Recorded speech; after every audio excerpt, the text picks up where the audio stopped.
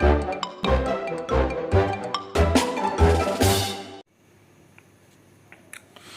आज मैं एक वीडियो रिकॉर्ड कर रहा हूँ फ्रेंड्स, दोस्तों। और ये जो वीडियो मैं रिकॉर्ड कर रहा हूँ वो दरअसल है शब्दों का कितना महत्व है हमारे जीवन में। Words words do have power.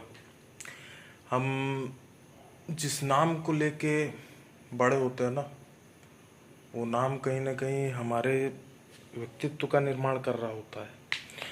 आप इस चीज़ को अगर ऑब्जर्व कीजिए, गौर कीजिएगा, if you all observe the name of an individual, whether it's me, Krishnakant, or Kamalkant, or whoever it is, तो ऐसा पाओगे कि उसका जो नाम है ना, उसके आचरण, व्यवहार और उसकी जो क्वालिटीज़ हैं इंटरनल, वो काफ़ी मैच करती हैं। मतलब ये ऐसा है कि जो नाम होता है वैसी एनर्जी आकर्षित होती है, वो आपकी ओर आती है। That power, that invisible force.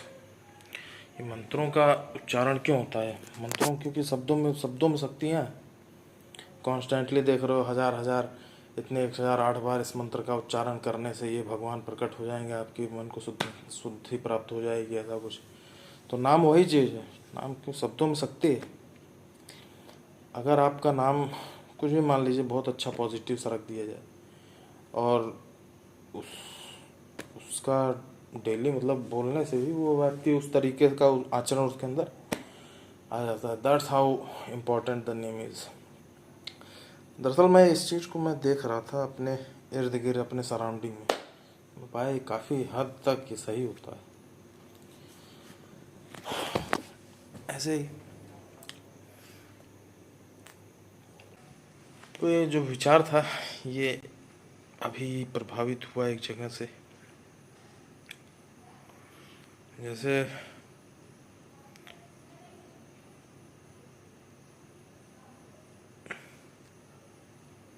हमारे जीवन में हमारी इंद्रियों का बहुत बड़ा महत्व होता है। These eyes needs to see those beautiful views, sceneries, people. Nose are here to get that beautiful, fragrance. This ये जो इंद्रियां हैं, ये सीधा संपर्क आपके मन, मस्तिष्क और सोल से होता है। देख के, सुन के, सूंघ के, कुछ अच्छा चख के आप आत्मीय सुख पाते हो। इसीलिए जैसे मंदिरों में अगरबत्ती, धूप बत्तियाँ जलाई जाती हैं, ये एक पीस का प्रतीक है। आप एक अच्छी खुशबू जब सूंघ रहे होते हो, सुगंधित वातावरण होता है, तो जो वातावरण है, जो उस इंसेंस स्टिक से आ रहा है, ठीक है, वो जो सूक्ष्म एनर्जी है, कहीं ना कहीं आप उस ऊर्जा को अपनी ओर प्रभावित कर रहे हो, तो खींच रहे होते। तो ऐसा ही है, जब कभी भी कोई समस्या आती है, लोग इस तरीके की सोचने लग जाते हैं शायद कि ठीक है, जब बत्ती जलाया जाए, अगरबत्ती या वीडियो देखें, in order to channelize your thoughts in a different direction. That is also one thing one can do. अभी मैं ऐसे ही जलाया, मैं दरअसल ये मैं काफ़ी समय से सोच रहा था। ये मैं रखा हुआ हूँ मिक्स कोन्स हरि दर्शन 120 कोन्स, लेवेंडर, सैंडल, मोगरा, रोज़। तो ऐसे मैं जलाया इसको, फिर मुझे यहाँ से एक विचार, बड़ा तगड़ा विचार आया। और ये विचार, यकीन मानो, बहुत तगड़े विचार हैं। सूक्ष्म चीज़ें जो हम देख नहीं पा रहे हैं ना, जो बहुत सूक्ष्म है, लेकिन जिसका लॉन्ग टर्म इम्पैक्ट बहुत बड़ा है। आपके जीवन में आप क्या छोटी छोटी चीज़ें कर रहे हो ना, उसका भी इम्पैक्ट पड़ता है। आप इंसेंस स्टिक जला रहे हो सुबह सुबह, घर को एक अच्छा वातावरण दे रहे हो, that also makes your mind, your soul, your personality a different thing. तो हर चीज़ का एक इम्पैक्ट पड़ता है। तो यही मैं सोच रहा था, इसीलिए वो नाम वाली जो चीज़ थी यहीं से प्रभावित हुई। शब्द में शक्ति है। ठीक है. So guys, these are the thoughts that are keep pounding my head, and I think I should better share these thoughts with you all. देखो, जो बहुत अच्छे पेरेंट्स होते हैं ना, वो बच्चे को एक्सपेरिमेंट करने देते हैं. मतलब too much of care is also not good for a kid. जैसे अभी जिसको जितनी स्वतंत्रता मिलती है वो उतना आगे बढ़ता है, वो उतना खुल के सोचता है, उतना नई चीज़ें करता है, कुछ अलग करता है, डिफरेंट करता है, वो अपनी खुद के रास्ते को खुद बनाता है. और एक और चीज़ मैं जो सोच रहा था, ये जो सूक्ष्म एनर्जी से रिलेटेड मैं बात किया, ठीक है, जो सूक्ष्म जिनका इम्पैक्ट बहुत गहरा होता है, तो वाणी से आपके व्यक्तित्व का निर्माण होता है, आपके आचरण, हाव भाव, आपकी सोच, ठीक है, हर चीज़ प्रभावित होती है. तो जो बहुत केयरफुल पेरेंट्स होते हैं इन चीज़ों को बहुत महत्ता देते हैं कि किसी को गलत बोलते देख लिया, यार कैसी संगत पाल रखा है तो ऐसा ही है.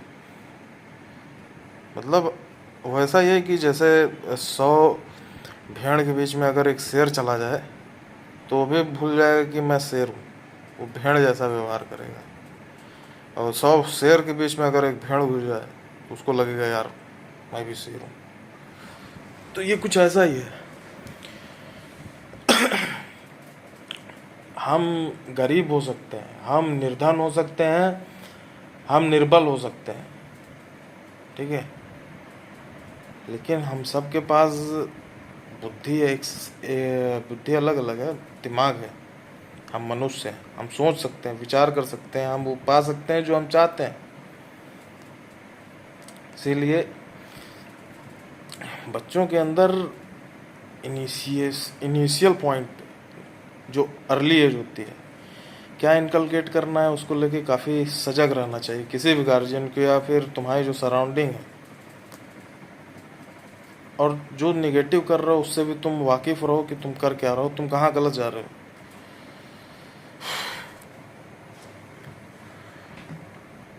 ये दरअसल ऐसे जनरल मैं सोच रहा था तो डाल रहा हूँ इसको.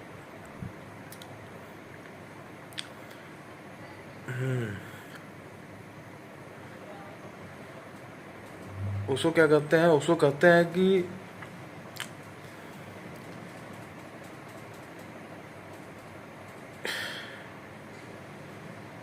एनलाइटनमेंट क्या है, एक जागृत पुरुष, बुद्ध, जागृत हर कोई हो सकता है.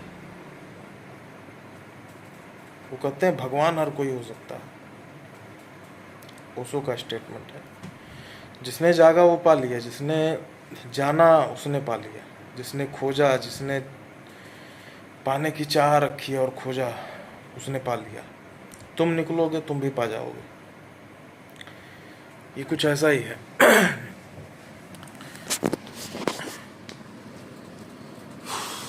जीवन को अंधकार में नहीं जीना चाहिए. जीवन को सजग होके, खुद को जानते हुए, अपने मन मस्तिष्क को और विचार, शब्द या फिर जो गतिविधियां चल रही हैं जीवन में, वो किस तरीके से प्रभावित कर रही हैं आपके जीवन को, किस डायरेक्शन में ले जाने की कोशिश करने लग जाती हैं. जब आप कोई प्रतिक्रिया करते हो इस तरीके से फिट करती है. आप कुछ कहीं कोई स्टेटमेंट बोले, आपकी डायरेक्शन ये स्ट्रेट जा रही थी जहां आप आसानी से पहुंच सकते थे, और वही आपको घूम के जाना पड़ जा रहा है.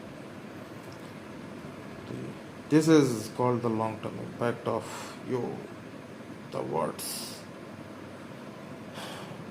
और जो आप इनकलकेट कर रहे हो किसी बच्चे के अंदर, वो बचपन से बड़े होने तक वो चीज़ें सीख रहा है, या कुछ ऐसा तुम बताना भूल गए या बताए नहीं, और वो उस ज्ञान के अभाव में वो इतनी बड़ी बड़ी गलतियां कर बैठा कि उसको बाद में पता चला, अरे साला I wouldn't have done that. I might अगर मैं if that individual is awake, might not have done those act. So ऐसा ही है, एक व्यक्ति का जागृत होना इतना जरूरी है, अवेकनमेंट, एनलाइटनमेंट।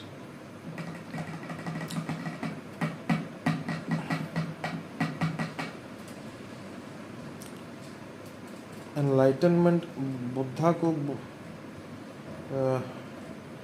एनलाइटेंड प्राप्त हुआ। एनलाइटनमेंट यही है, जागृत, वो एक जागृत पुरुष थे, जीवन की सच्चाई से वाकिफ थे, जीवन के हर प्रश्नों का जवाब था उनके पास, इसीलिए वो बुद्ध थे।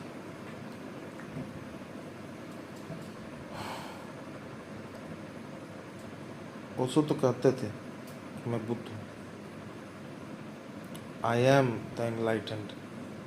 He himself has called this word God, Osho God.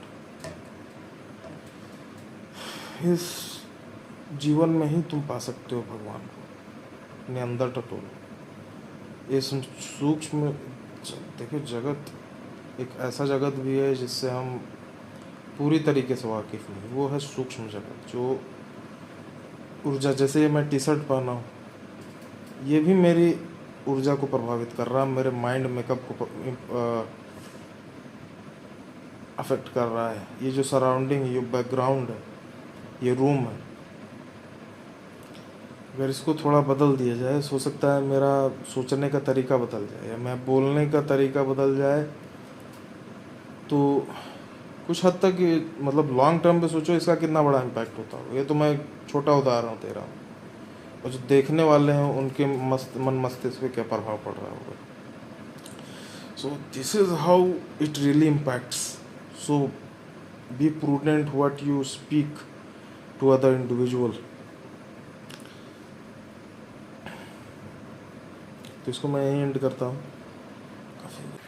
So guys, let me just further add up to my thought, and this is actually the line which is not line, a paragraph which is given by John B. Watson, and under this paragraph it is written that give me a dozen healthy infant, well formed, and my own specified world to bring them up in, and I will guarantee to take any one at random and train him to become any type of specialist.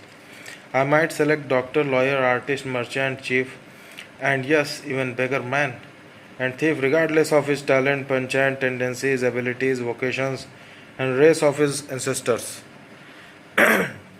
मतलब मुझे 1 दर्जन बच्चे ला के दे दो, infants, ठीक है, उनमें से मैं किसी एक इंडिविजुअल को चूज़ करूँगा और जैसा चाहूँगा वैसा बना दूँगा। This is how importance conditioning of an individual और इन्फेंट प्लेज। आप जिसको जैसी कंडीशनिंग दोगे वो वैसा बन जाएगा। आप अगर अपने बच्चे को सुबह शाम भिखारी बोल रहे हो तो शब्द प्रभावित करेगा, वो कल को बन सकता है। तो be prudent what you say, what you speak to your kin. This quote shows nurture. Watson quote suggests strict behaviorist believes that any person could potentially be trained to perform any task regardless of things like genetic background, personality traits, and internal thoughts within the limits of their physical capabilities. All it takes is the right conditioning. ये मैं खुद बोल रहा हूँ यार, मैं जिसको जैसा चाहूँ बना सकता हूँ, ठीक है। It's about conditioning, what conditioning you give to an individual. अगर गुरु का महत्व जीवन में इसलिए भी इम्पोर्टेंट है, ये थॉट मैं दरअसल डायरी में लिखा था, और इसको मैं ग्रेजुएशन बीएड कर रहा था, जब बैचलर्स ऑफ एजुकेशन, तो दर्शन शास्त्र पढ़ाया जाता है, उसी दौरान ये इसको लिखा। तो ऐसा ही है, जिसको जैसी कंडीशनिंग दोगे वो बंदा वैसा बन जाएगा। ठीक है, कंडीशनिंग का महत्व सबसे ज़्यादा बस करता हूँ। तो conditioning has that much importance.